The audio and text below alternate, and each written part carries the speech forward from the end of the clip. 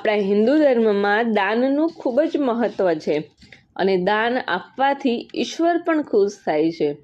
જે કોઈ વ્યક્તિ પાસે જે કંઈ પણ હોય એમાંથી જેટલું આપી શકે એટલું આપવું જોઈએ.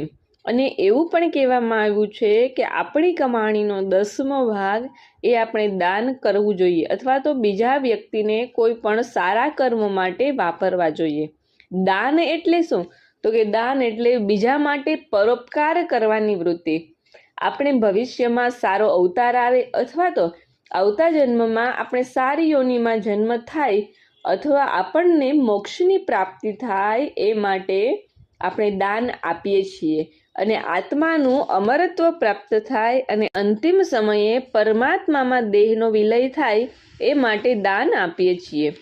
આપણા ધાર્મિક શાસ્ત્રોમાં દાનના કુલ 10 પ્રકાર બતાવ્યા છે.